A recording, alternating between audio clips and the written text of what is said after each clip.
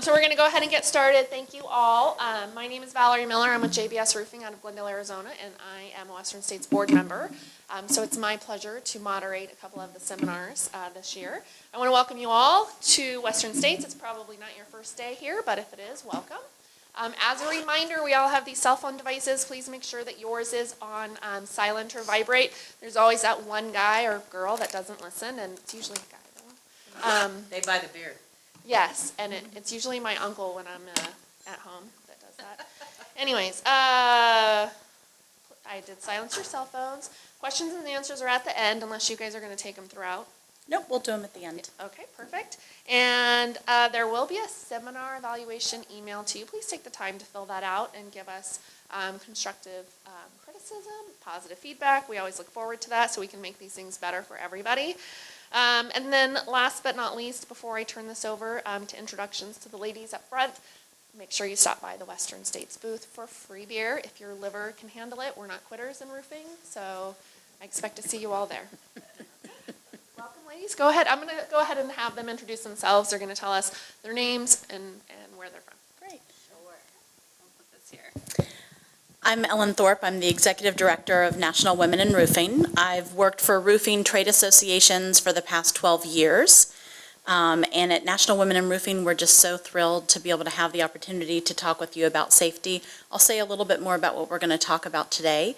Our panelists are Wendy Marvin and Whitney Beasley, and I'll let you ladies introduce yourselves.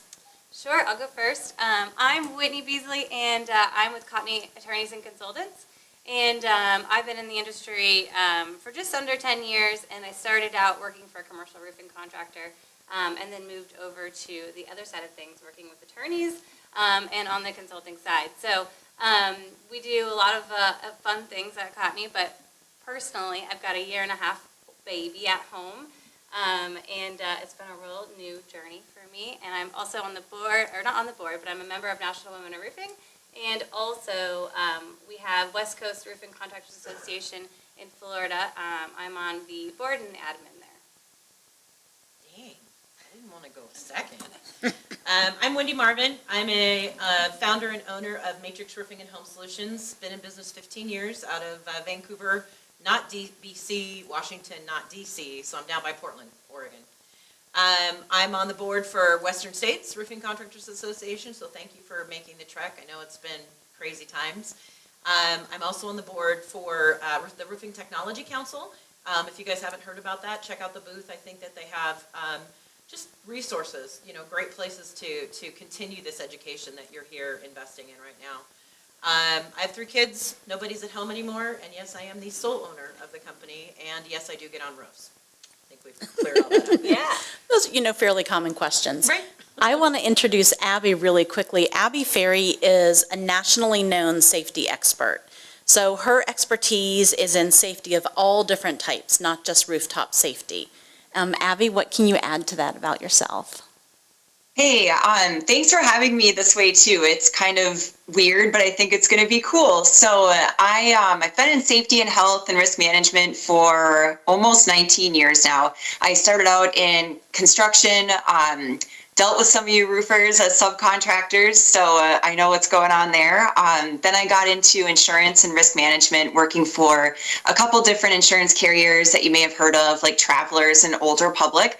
When I had my daughter, I started my own consulting firm and did that until she went into kindergarten, and then I got some time back. And now I work for Gallagher, a large insurance brokerage firm that's international, and we have roofing clients, construction clients. I work with all different types of industries now too, from retail, hospitality, entertainment, property management, you name it, we represent them. So I'm really excited to share expertise with you and some just different perspectives on safety and how you can use it in your workplace. Thanks, Abby. So as we develop content for National Women in Roofing, we like to do a couple different things. We like to look at where there is a gap in the current content. So for example, we had a session a couple days ago talking about de-escalation techniques in the workplace. That's not a topic that you see frequently at roofing conferences. We're also developing a program that's going to be rolled out nationwide on diversity, equity, and inclusion. and how your crews and your employees and your owners at your companies can employ DEI principles to improve the culture at your company and to improve recruitment and retention. Today, what we wanted to do in this safety presentation is take a broader view. So you already know about the things to do on the roof, about tie-offs and not close to the edge and all those sorts of things. But we wanted to take a broader view and really look at the science of rooftop safety. What are some of the larger issues that are present in our industry regarding safety, and then have a discussion based on that. The other way that we like to approach our education is we like to have a nationally recognized expert presenting on the topic. And sometimes that turns people off because they think, well, she's not a roofer, why am I going to listen to her? But you're experts in roofing, and Abby's an expert in safety, and Wendy and Whitney are experts in roofing as well. So we believe that by combining those different areas of expertise, we're able to offer different content than what we traditionally see at roofing conferences. As I mentioned, this presentation is sponsored by National Women in Roofing. We're a nonprofit organization that empowers women in the roofing industry. So our attendee goals today: we want to be able to understand the hierarchy of safety controls and its real-world application. We want to describe how safety culture is developed and influenced. We'd like to identify ways that you can influence your organization's safety culture. And then finally, we also want to define the issues of the day as they relate to COVID, PPE fit for women, and the security, recruitment, and retention of women in the roofing industry. Abby, I'll turn it over to you to go over the hierarchy of controls. Awesome, thank you. So the hierarchy of controls, it really guides everything that I do as a safety professional. So sometimes if I feel like I'm getting off track with a client, or that things are getting too far into the weeds, or people are bringing up just things that aren't relevant, or we're getting way off topic, I try to come back and center on this hierarchy of controls. And so usually it's pretty seamless for me to use it, but I use it a lot as a tool to guide clients through what they're doing and how they can frame their safety response or their safety planning. It is something that's important to look at as far as in an orderly fashion, like from the top there, so you go from the top down.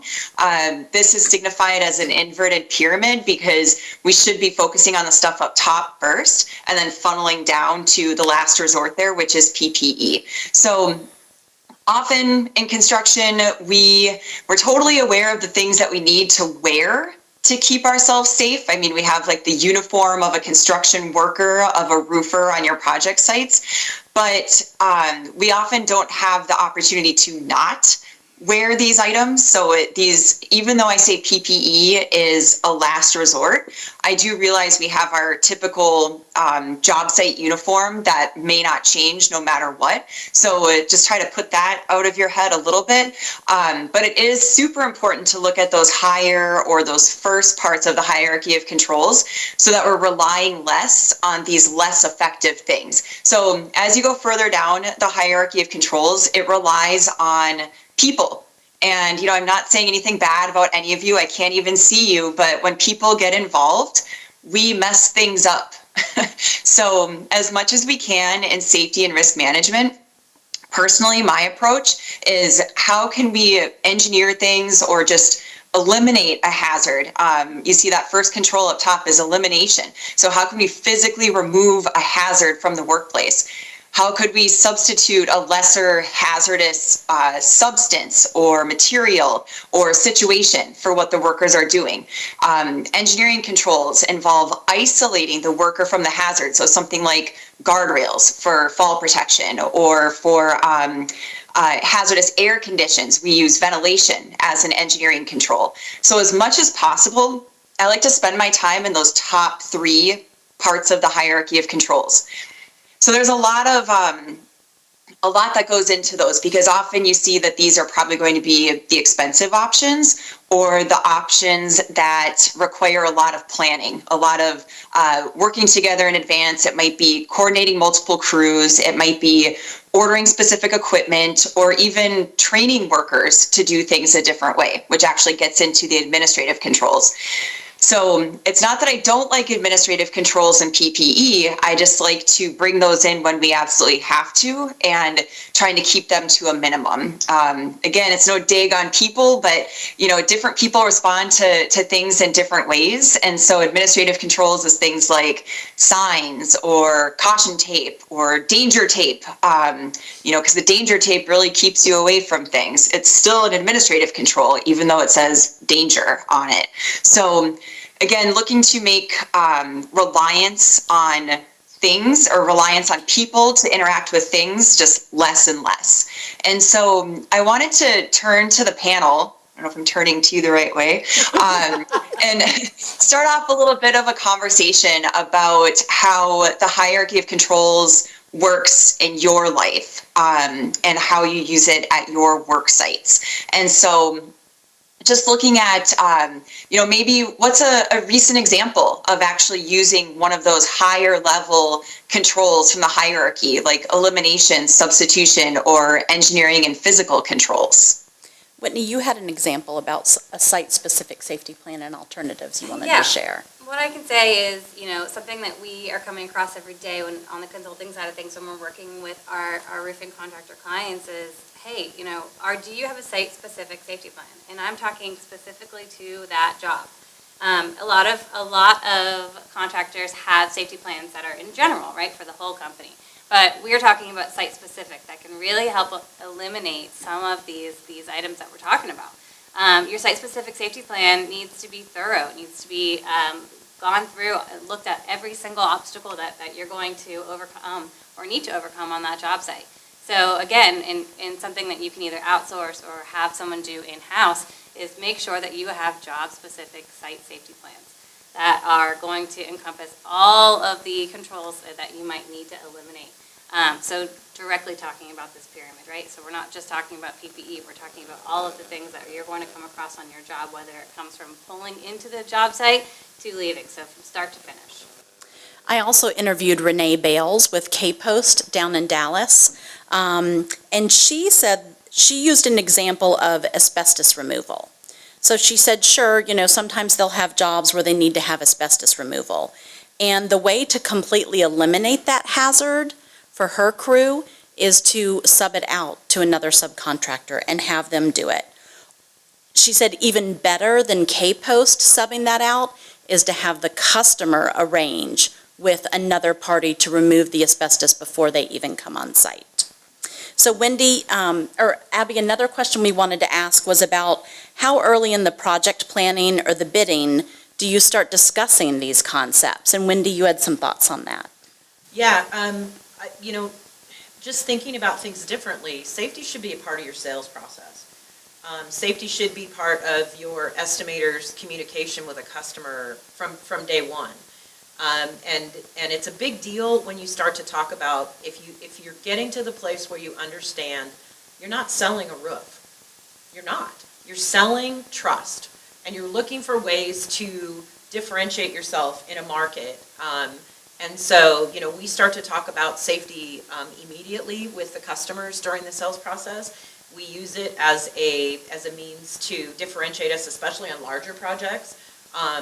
We had a board of directors that we just did a huge bid for, and we were the only one that said that we would have a site-specific safety person on the ground.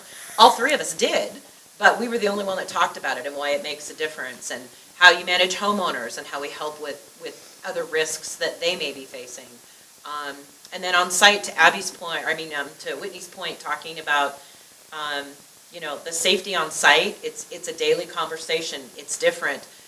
We just had a really weird example from the time that we met until today, was our estimator noted the fact that the homeowner had an acorn tree that was over the top of their house.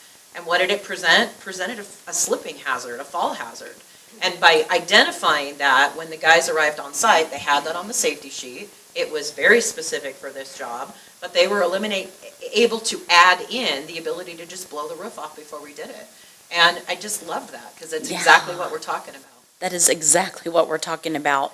I think as I've learned more about safety from working with Abby on presentations over the past couple years, Administrative controls are at the bottom of the pyramid, but they're certainly no less important.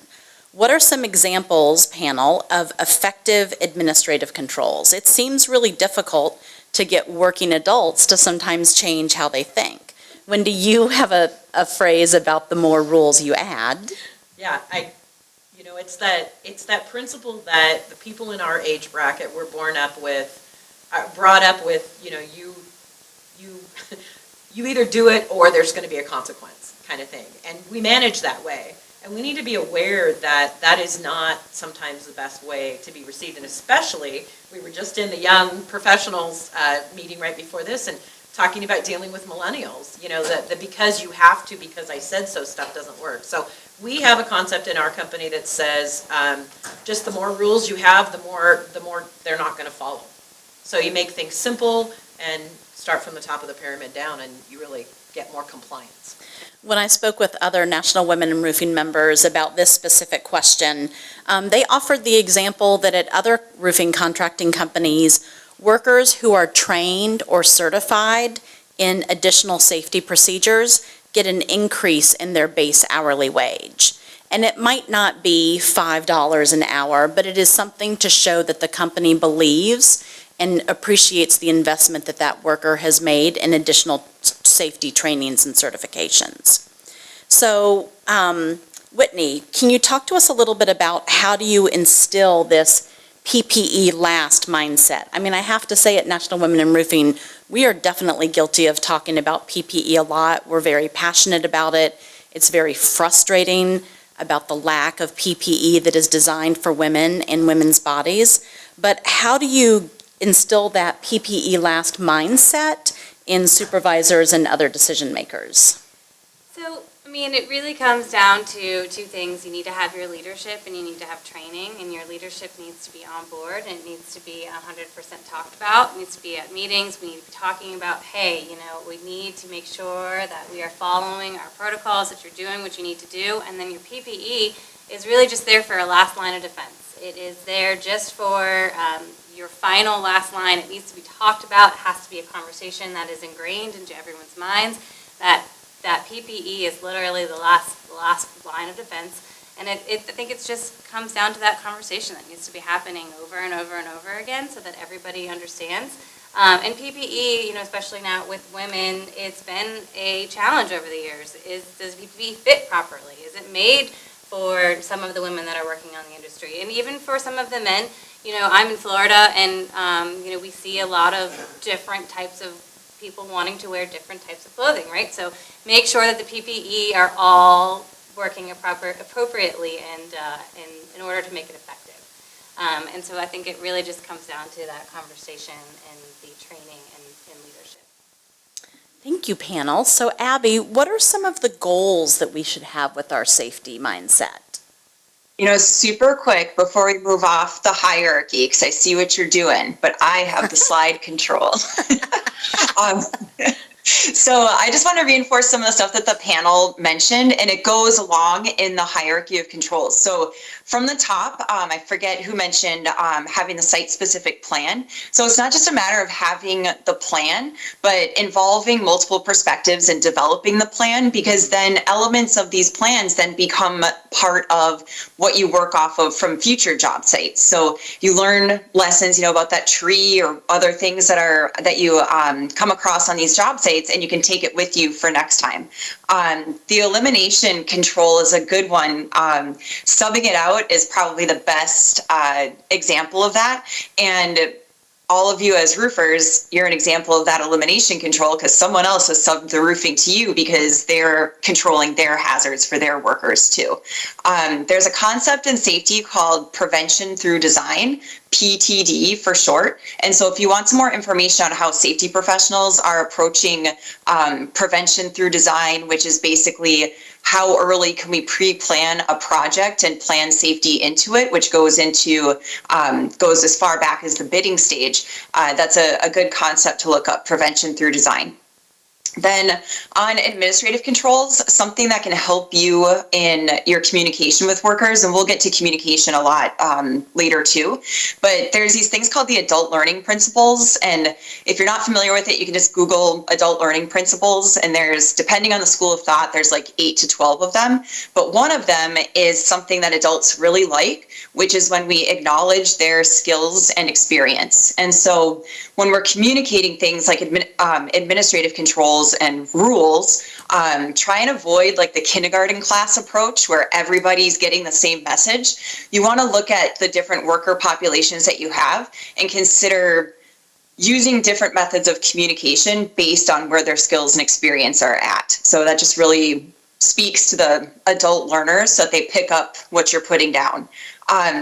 Another aspect of PPE, so just the final quick note on this one, is to consider stockpiling PPE, as we saw with some of the shortages last year, and maybe that still are going on because of. So thinking about the PPE that your workers usually need, and if there's pandemic, wildfire smoke, whatever else there might be that causes workers to have to use more amounts of PPE, think about how that applies to how you're purchasing and how you're stockpiling different types of PPE. Whitney, I think, also mentioned like culturally conscious PPE. So making sure that you know the different sizes, or giving workers options, or giving them opportunities to get involved in the selection and the purchasing of different PPE, so that you're able to fit people properly with what they need. And what they want, yeah. Yeah, that too. Because I mean, if it's cool, there's a brand called Ergodyne. They're based here in Minnesota, and one of their tenets is that cool drives compliance. So if people like the gear that they're being assigned to wear, they're more likely to wear it and take care of it. And so sometimes the cool stuff has a higher price tag, but if you're giving, let's just use safety glasses, for example, if you're paying $2 for a pair of safety glasses and you're giving out a dozen of those per year per person, what if you bought a $15 pair of safety glasses that has a case that goes with it, and they're a little bit cooler looking? The worker may keep those the whole year because they're holding up better, they want to take care of them, and they like them. So think about those types of things. And that actually, that goes into this next topic here about culture. And so when we're looking at our goals that we have for our safety programs, whether it's by the job or for the year, we want to be very conscious of what our current company culture is. And you don't need to do like a culture test or a perception test or any of those types of things. You can just walk a job site and see how that particular community is living out and showing what your company culture is all about. So you may have like a grandly stated safety culture or company culture, but how is that playing out at the job site level? And so it's always an interesting exercise when I go to a new client site where I start at their office and I walk in their office, they have this beautiful, culture statement on the wall.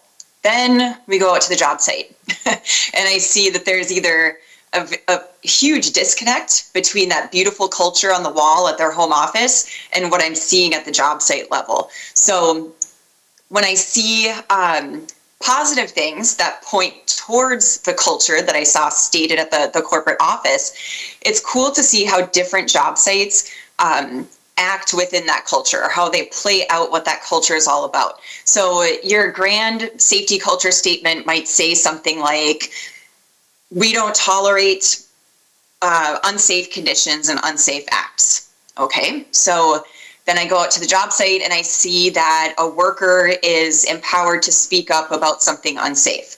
Okay, so that's a good, that points back to that big culture statement by seeing that it's playing out in the community at that job site level and it's happening. So think about your company culture, and it may not be something that is stated, in a formal statement, but what is the general, vibe? And then does that match what you're seeing out on the job site? Sometimes the community and how things are working out on the job site level can lead kind of from that bottom level and inform the greater company culture. So hoping that's making sense, but it's really a lot of this like soft skills of picking up on the different cultures that are playing out on your job site. So we've all been on a project site where you can just tell the culture's bad. I don't know what the corporate culture might have been, but the culture on the project site is bad. You can tell that people don't want to be there. If I have to go there a second day, maybe I don't even want to go there either. And so you have to start to put your finger on what those things actually are. What are the actions? What are the activities? Or maybe the inaction?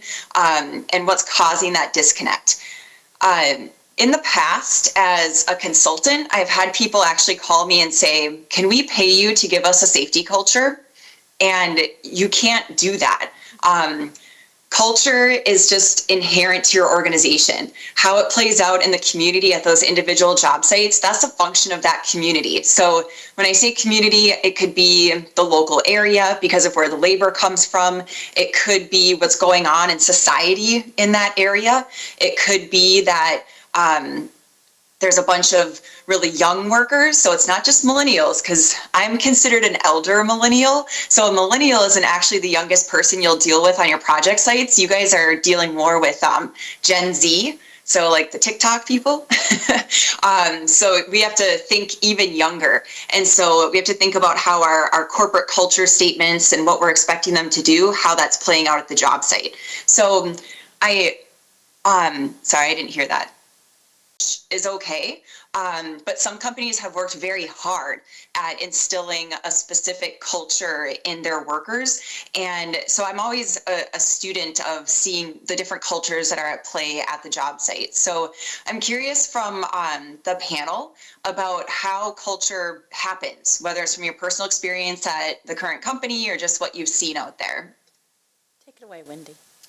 Yeah, I think that there's a lot to unpack here. We talked about safety as a sales tool earlier, and I think that that's important. But I think that, it's a good conversation to start to have about, who you are as an owner. Roofers who are craftsmen are generally doers, right? You guys want to go out, you want to get things accomplished, you want to do the roofs, you want to, and I think that we're asking you to really step outside a box and tell us who you are as a company. And that comes from ownership typically, but you want buy-in from all the people that you have on your staff to create a culture that isn't just about a lot of want, right? Because we can put it on the wall, we can put it in our papers, you can even have it as a tagline on your business cards, you can see it every day. But if you don't teach your team how to live it and make it a fun environment, you're just not getting buy-in. We have two sides to our business. You have a business side and you have an operations side. And that's a very simplistic view to it. But a lot of times we focus all of our safety on the operations side because they're the installers, right? Safety is a culture that should be starting at the front door with any person that works in your company. Safety is a janitor's responsibility. Safety is a receptionist's responsibility. Safety is anybody that works in your company can be a part of that safety culture. If you make it fun, they'll have fun with it. We do contests. A lot of times, you tank a culture when you start to set up rules and regulations where you're like, Abby said, to have somebody in the field feel comfortable to say to somebody, hey dude, you're using that pneumatic nailer without your glasses, dude, whatever. And you can tank your company culture by using that as a turn them in mentality, but you can make it more fun if you're sitting at your next safety meeting and say, does anybody have anybody to, let us know what's going on the field? And they go, yeah, Jose didn't have his safety glasses on last Thursday and we had to tell him, and the whole room goes, and you have fun with it. Yeah, you're still getting the message across, but the culture thing is top down, side to side, every person that works in your company. That is a great example. But what if it's a bad one? What if it's a bad culture and a bad safety culture at a company, despite everyone's best efforts? So you're going to know, right? You're going to have violations. You're going to have people having accidents. You're going to know what's happening on your field just by the painfulness that you're going to encounter with the accidents and the reporting that you're going to have to do to go along with that.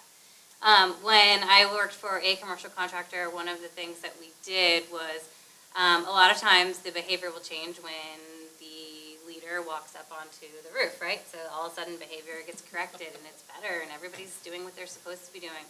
One of the things that we did was we would fly a drone over the roof before the safety director would fly a drone over the roof prior to him actually getting onto the building. And it wasn't to catch everyone, but it was to monitor the behavior and be able to say, and to what Wendy was saying, make it a competition of whose crew has no accidents, no falls, longest safety, yeah. Who is doing the best, right? So you try to make it not point out necessarily the worst, but if that is happening on your job site, you want it to be recorded and you need to make sure that you're taking action to it and making sure that the whole crew understand that this is not acceptable behavior, right? So there's things that you're going to know, and that's going to be number one, the accidents that are happening. And how is your crew talking about it, right? There is gossip among everyone. It's not just a woman women theory, but there's going to be conversations about, hey, so-and-so is doing this, and you're going to hear it. If you're listening and you're watching and you're monitoring, you're going to know what your safety culture is like. So when we talk about how does an employee know their company's safety culture, Wendy's given some examples of making it fun but still getting the message across. We've talked about sort of these 360 conversations where it's everyone's responsibility all the time and it's a constant conversation. Renee Bales with K-Post also shared that, obviously before COVID, everybody had their toolbox talks and their monthly or weekly safety meetings. At K-Post also, the safety team goes out. They look at the job-specific safety hazards, and that safety team or the safety director or their staff goes to multiple sites a day and has a safety inspection with a conversation. And K-Post also tries to make it fun by inviting their local OSHA enforcement officer to come into the office for some of the safety meetings and for training and during award ceremonies. So when we think about culture, how can an individual influence their safety culture? Whitney? Yeah, so as an individual trying to influence, you want to make sure that you're stepping up, right? So if depending on who you are, it doesn't really matter, as long as you as an individual are stepping up to the plate and taking action, and making sure that you're doing everything in your power to be safe and make sure everybody goes home at night to their families, because number one, that is what we all want, right? Everybody wants to go and feel safe on their job site. And that it's not just the job site, it's driving, it's to and from, I've worked in sales before too, and you're driving on interstates and it's frustrating, and you want to make sure that you are taking that leadership role, no matter who you are in the organization, to make sure that you're taking safety first and making every precaution that you can in order to make sure that everyone around you, including yourself, has a safe environment. Abby, what would you want to reinforce here? Yeah, thank you.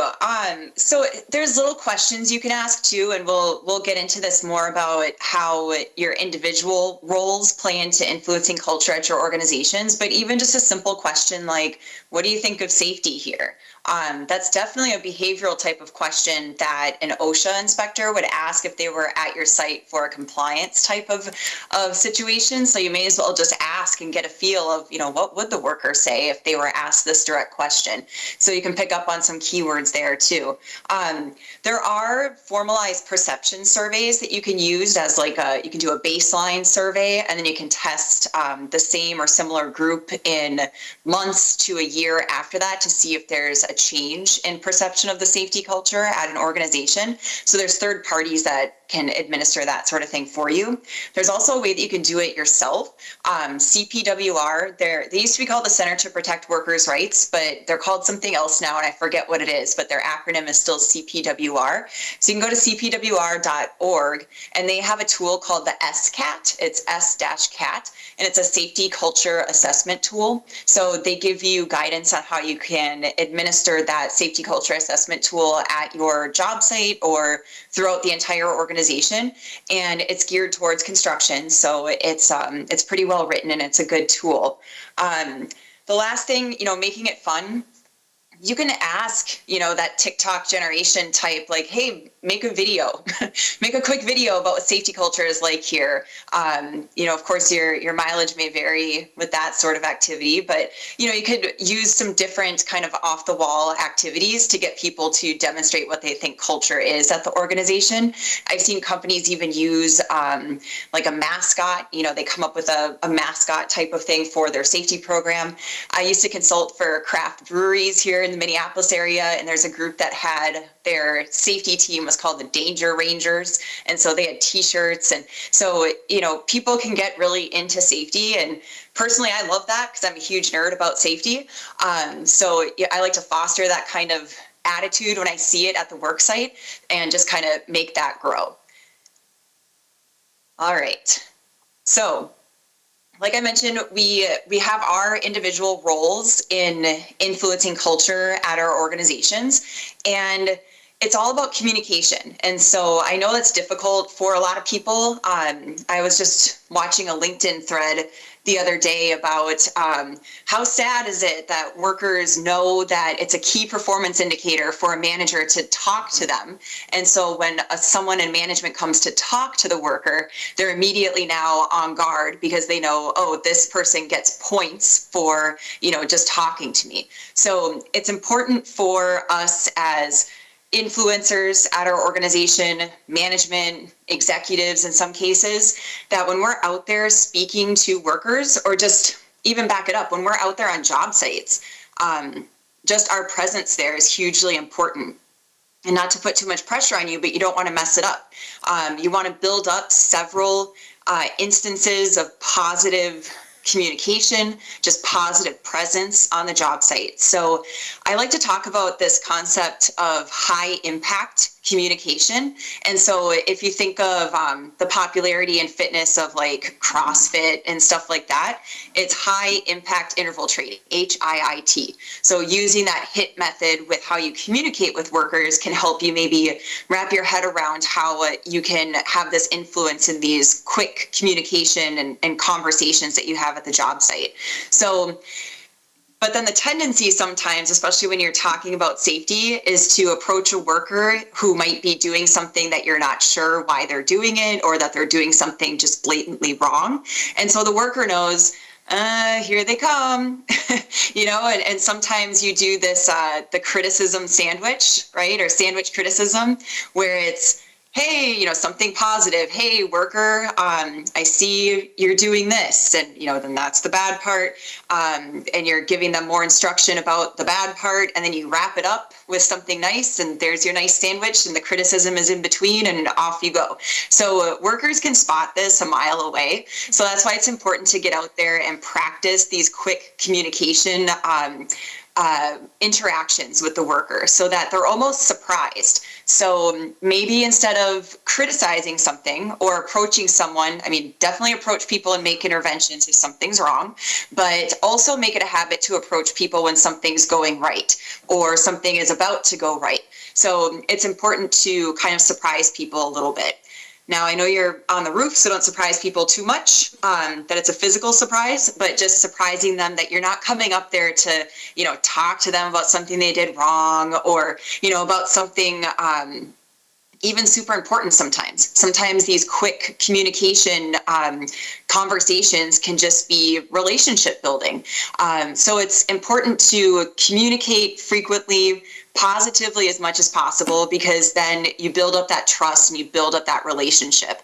And so the whole point of building up this positive, trusting relationship is so when you do have to communicate something super critical, or when we're communicating a lot of COVID changes, as far as things we had to do on the job site or public health messages, that the worker already felt, well, I trust her. I trust what she's saying. She's a good communicator, a trusted advisor almost, to borrow a sales term.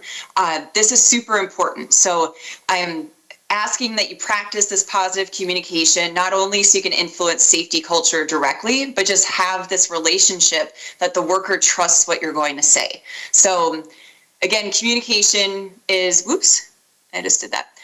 Communication is key. So it's important to surprise those workers and continuously providing them just valuable information that that can almost be a surprise. And that builds your credibility. So it's a lot of sales kind of messaging, but applying it to safety communication. To that point, really quickly, I mentioned that getting the team together and everybody got thumbs down. Well, you also have the ability to point out someone that did something exceptional in the safety world. And, then everybody gets a thumbs up and they also get a $10 Starbucks gift card. So it's that positive reinforcement, just like parenting, that can sometimes help keep people more motivated too.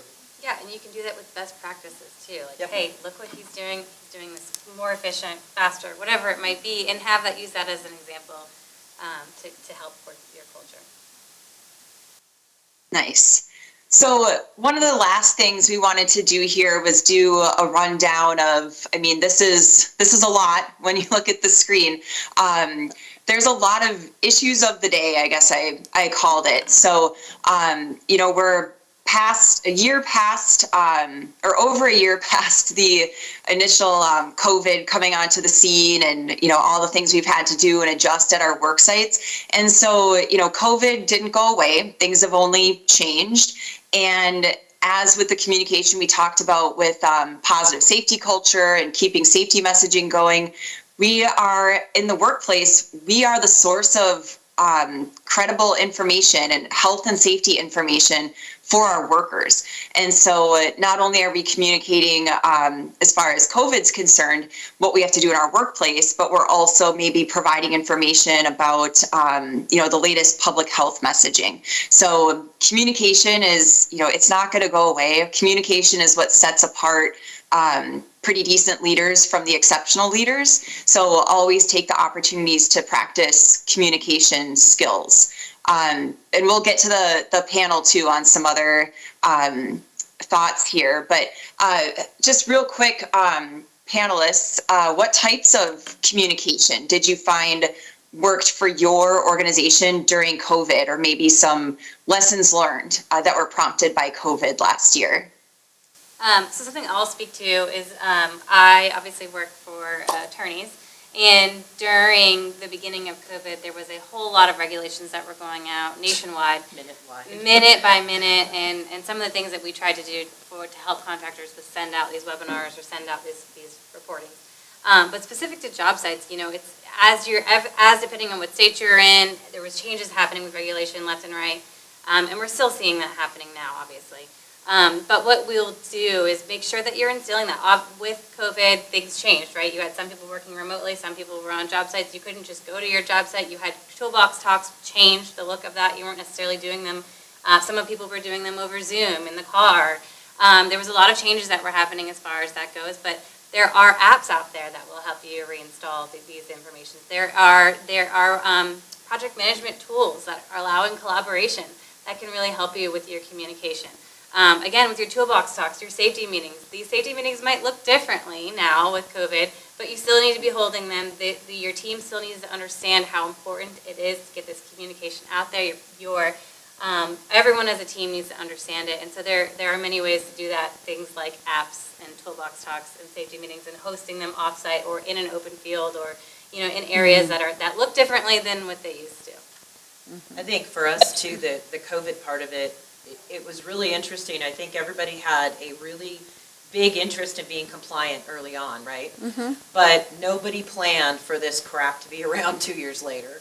And so what we've had to do in the field is readjust and reinforce some of the early safety techniques that we brought on. We were shut down, state of Washington, and Cottney Group is who had us a letter that day that we could use to keep things going. And we had really good compliance with spraying down the trucks, not riding with more than one person in a truck, doing the job site, if you've got a tool that's been shared, spray it down before you go. And it's like, and then 6 months into it, we go to the job site. It's not happening anymore because it just doesn't feel as real.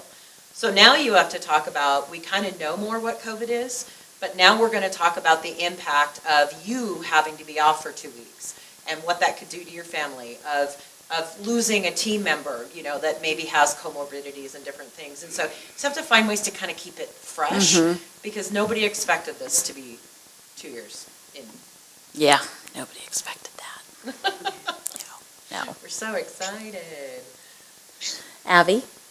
Yeah. So another huge issue of the day, I mean, for women, it's been an issue of, their life, their career, if they work in construction and in the trades, is that PPE fit and apparel that you need to wear for work is, it's an issue, it's getting better. There's more options out there. I'm finding that a lot of women are buying their own everything, that there's a lot of direct to consumer purchasing with safety equipment and related job site apparel. There's been some innovations in PPE for women. There's been some things that have been prompted by the US military. They revamped their combat uniform, and it actually benefited women and men to have a more custom fit and some different fit and design elements that actually took into account real science and data about how the bodies are just composed differently between women and men. And so that study is called oh my gosh, I always say this word so bad.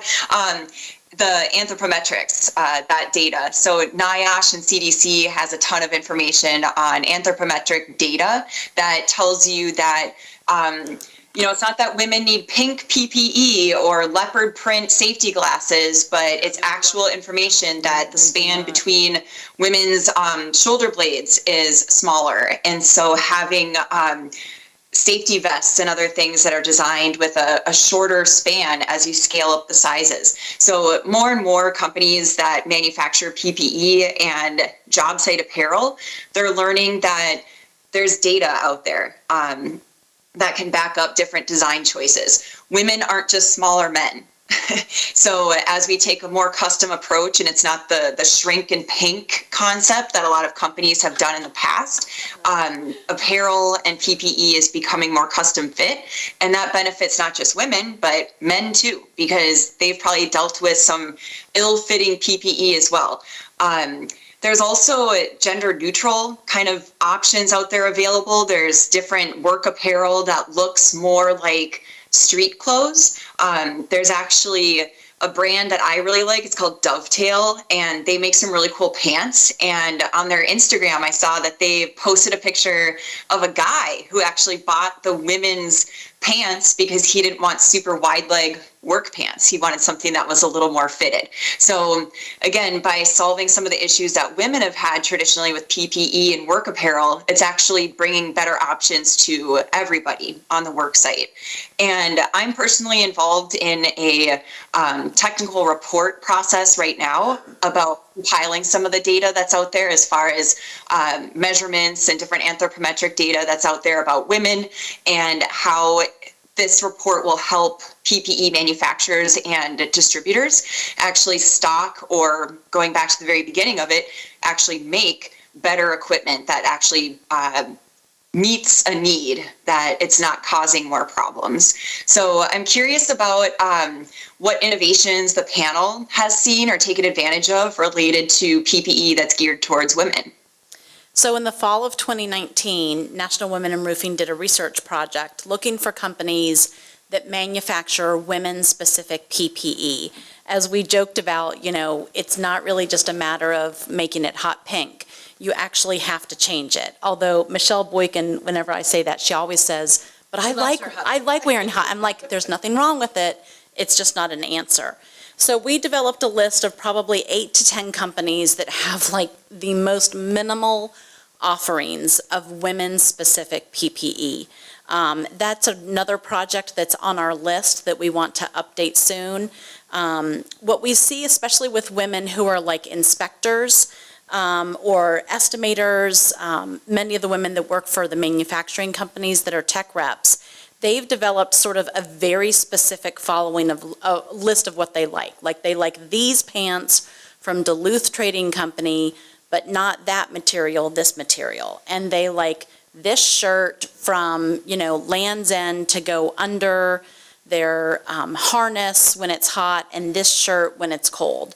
So they've developed this really specific list. As Abby mentioned, we've seen innovations in fabric and in fit. There are some companies out there that are developing women's specific harnesses, but there's not a lot. And that's something that our industry really needs to do better on. And that's one of the things on our list to do, is to update our research project on that and then reach out to those companies and let them know about the need for it.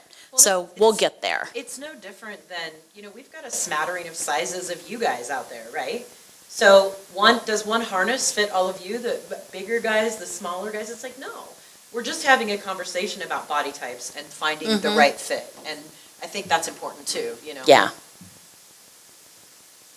Abby? Awesome. So switching gears, did you know the leading cause of workplace death for women is homicide?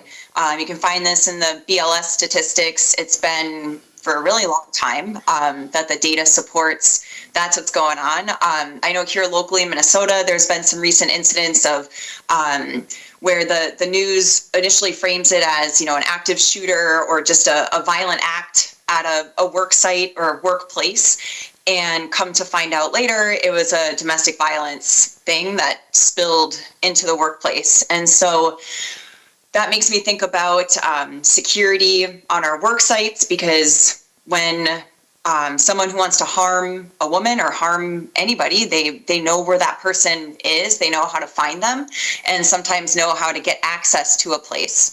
Or often there's no barriers to access to a workplace. So we have to make sure we're addressing security to prevent domestic violence from getting into our workplaces. Also looking at resources that we have for people who are in a domestic violence or other violence type of scenario. How can they reach out to somebody to get help discreetly, privately, and quickly? And also how would other people, educating people on the work site, how would they know if a coworker is dealing with something like this in their home? And then how, once they know of this, how are they able to elevate that information somewhere to actually get that person help? Because often what's happened in these cases is that once it's found out that it was the victim knew the perpetrator and that it was a domestic violence incident, someone from the workplace always says something like, she mentioned this or that, and I didn't know what to do with the information. Or there's, that massive survivor type of guilt. And so just thinking about the security that you have in your workplace, and maybe employee assistance plans and things like that. So I'm curious from the panel how you may be addressing security on your work sites, and how you're able to get women or someone facing a domestic violence situation, how can you help them help themselves, or help coworkers help that person? I think we could make a job site secure. I can't even stop them from stealing my damn material, let alone keeping people safe. We worry about workplace, and entry, but it's the same story as schools. It's like you can't put security gates that people have to go through that are going to detect everything. So prevention is the key. And going back to that pyramid, we want to eliminate, we want to prevent. And, one of the hardest things I think from the female domestic violence side is we're a tough industry for a woman to work in. We're guys, we talk and we do things, and it's like, do you have a culture that would allow someone to bring that up to you? Have you forged the relationship that you need to have, not only with women but men? My domestic violence story, ironically, is a woman who was engaged in domestic violence with her spouse, and he worked for us, and we had to have some really big conversations. The other thing I would say is that we took my kid getting an active shooter drill at school and had a conversation about what that would look like if someone showed up at a job site or near a job site. What would we do? And sometimes just having those conversations gives you a chance to plan and think through it. It's a tough thing to talk about. Renee Bales at K-Post talked about this concept of the Godfather. We all know this, that as good managers, as good leaders, we need to be attuned to the needs of our employees and our staff. That's sort of like a basic thing. But she also talked about this concept of the Godfather, people in your company that everyone else trusts, they're even-tempered, they're loyal, they're dependable, and utilizing that person to make sure to help your management know what's going on with your employees. And I thought that that was a really cool role that sort of spoke to the familial culture that many of us have in our companies in this industry. Yeah, on this topic, I just want to introduce a resource. I grabbed it from my bookshelf. You can kind of see what the cover looks like. It's called Lone Gunman, Rewriting the Handbook on Workplace Violence Prevention, and it's written by a safety colleague of mine. His name is Phil LeDuc, and it gives so much information about different ways to look at workplace violence, and leaning on our human resources departments, if we have them, our emergency, our employee assistance programs, our insurance brokers, and other partners that can help us with resources. Someone mentioned resources, and I think that's a huge piece in communicating those resources to workers. The last piece here kind of ties everything together, because what we're really trying to do here by identifying these issues and everything else we've talked about up to this point is that we want to make our workplaces a place that women want to work and that they want to continue to work at. And so we do see, outreach to young women, getting people into the trades, bringing just young people in general onto our work sites, but especially women. What are we doing to attract and keep them in our workplaces? We can't deny that, women still are looked to as the primary caregivers in their homes, whether it's for their kids, stepkids, elders, someone in the community.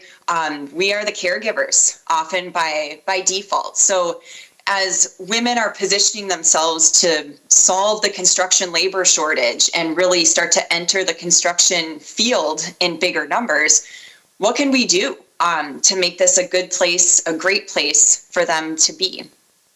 So we've got some great resources on our website. We've had several presentations over the past 5 or 6 years about recruiting and retaining women in the roofing industry.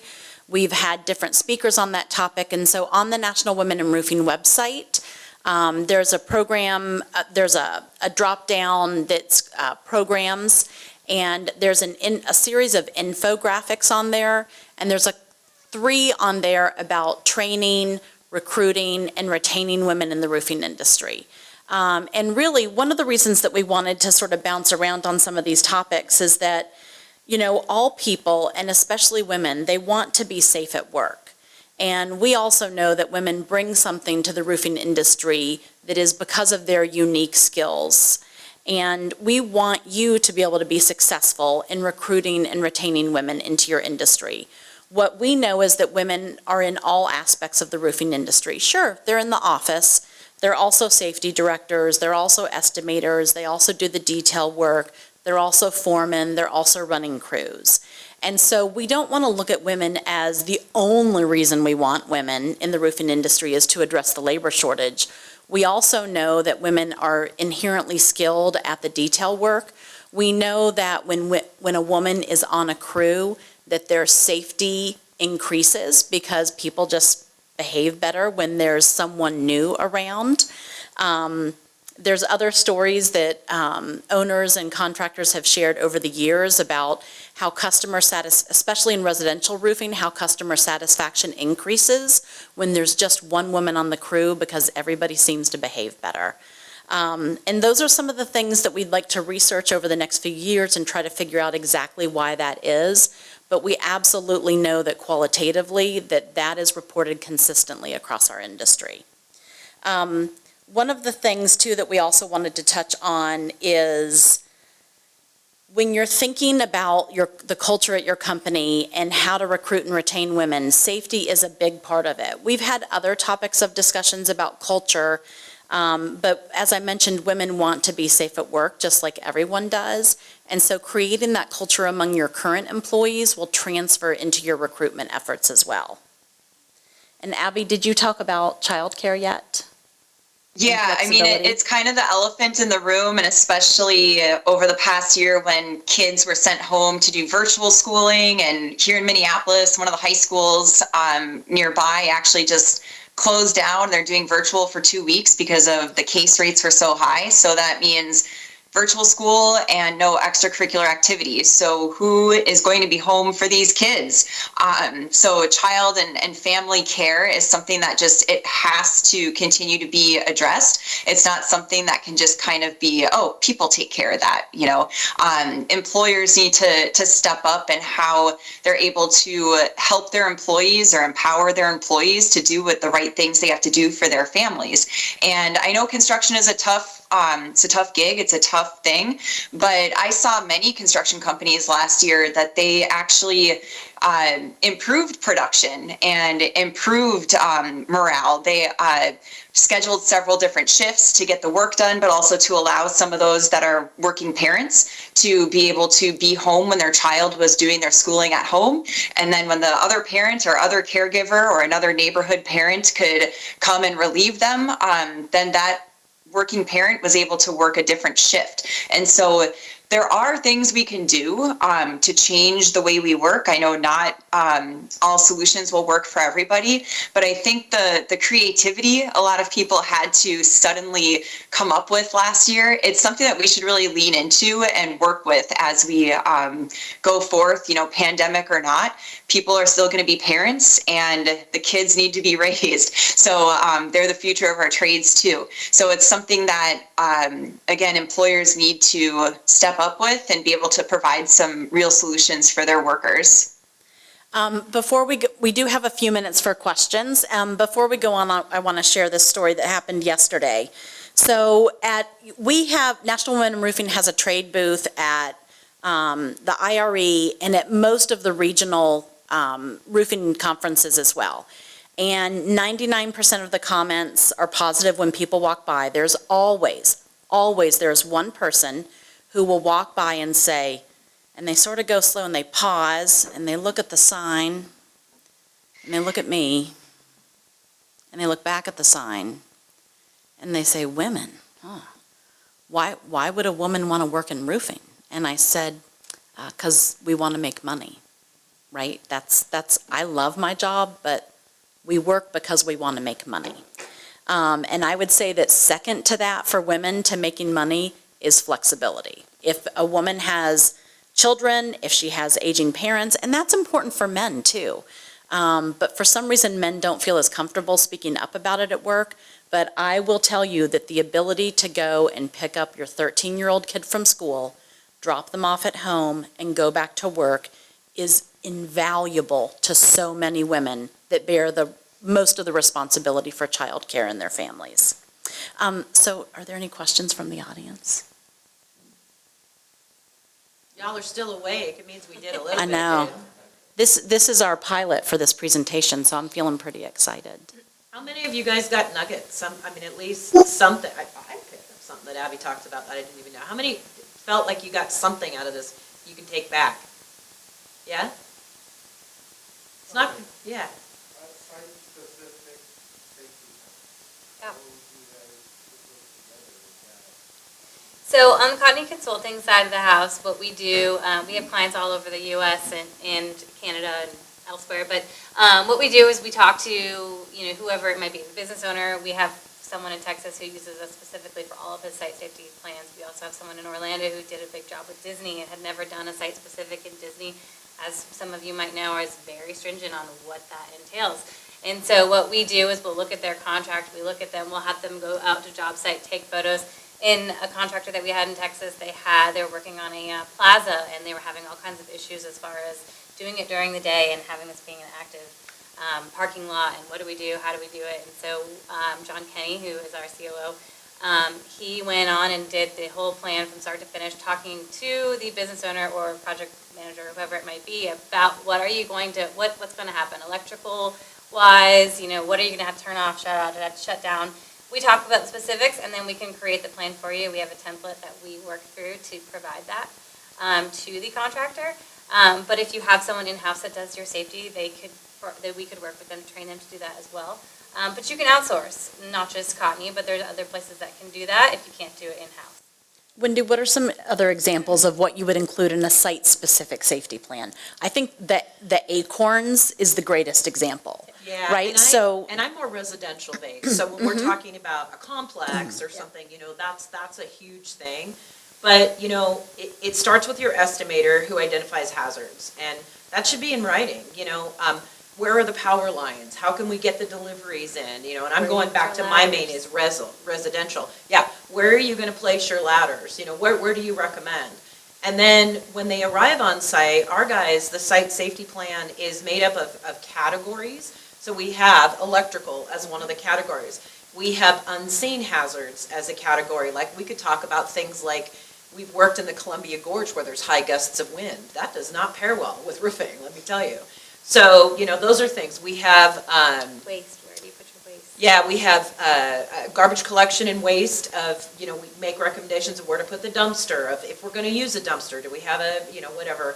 And, you know, you're building it, if it's residential, you're building it to the minutia. Do they have pets? Do you wanna talk about something you need to protect? We had a person with a koi pond with a $3,000 fish. And I was like, you guys go near that thing and I will hurt people. But, you know, how do you communicate that? Because the estimator heard about it, didn't write it down.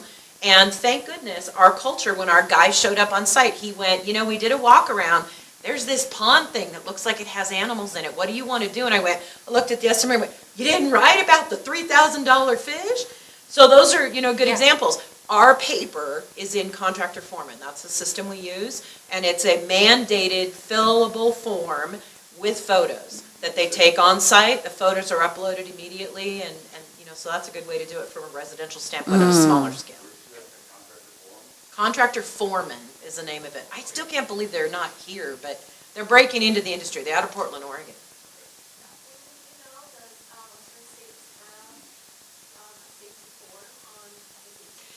We have a lot of safety resources on Western States, and there is a fillable form that kind of gives you the basic structure that you can go from. I think the really big thing here is this is a partnership between admin and ops, right? So admin is a requirement. Why does admin want it? Because they don't want an OSHA violation. Right. Do you know Washington State, for me, it's exponential. My first one times 2 times 4 times 6, so we can go from 600 to 6,000 in a day.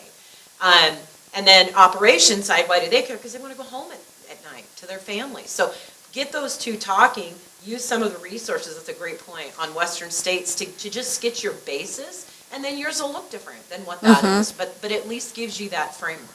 And what I can tell you is industry-wide, we are seeing this become more and more of a requirement, especially on the commercial side. Must have, this has to be, and there's X, Y, Z of what it will be. So if you haven't ever done a site-specific safety plan, you might soon need to. And Cotney's resources are amazing. The free resources. So much free stuff, yes, so much free stuff. Good people. All right, well, Abby, if you would advance through the other slides. I'm going to talk for literally 1 minute about 3 resources that I want to make sure that you're aware of on our website. We've got an extensive amount of information on the National Women in Roofing website. We have contributions from people all over the industry. So that's our front page. I want to touch on 3 things. The first is that we've got chapters or councils that are located in cities across the United States and serve as a way for women to connect on a local level. If there's not a chapter in your area, we've got it all figured out. We just need 4 women that are willing to get it started, and we'll coach them through the process. We also have an extensive calendar on our website that lists not only the national webinars, in-person events, and other events, but also includes these local chapter council events, again, so that women can connect on that local level. And then finally, these are the infographics that I was talking about. Abby, can you do 4 more slides forward to the infographics? A lot of the information on our website is only available for members. It's a cost of $75 a year, and women and men can be members. Anyone who supports the empowerment of women in the roofing industry is welcome to be a member. And so these are the sorts of infographics. That one's about safety. We did a tech talk about asphalt shingles. We also do content that nobody else does in the roofing industry, leveraging emotional intelligence. That's not really something that we talk about a lot, but it's very important for being a good leader. And then also on By Abby's Head is one of the ones that I was referencing. That's a very specific top 10 tips developed by roofing contractor owners who are women. about how to recruit and retain women to work on the roof and in the field. And with that, I will say so much thank you to Whitney and Wendy and Abby and Renee Bales. This was fun to put together and really glad to share it with you all. Thank you so much. You guys. Thanks. Take good care.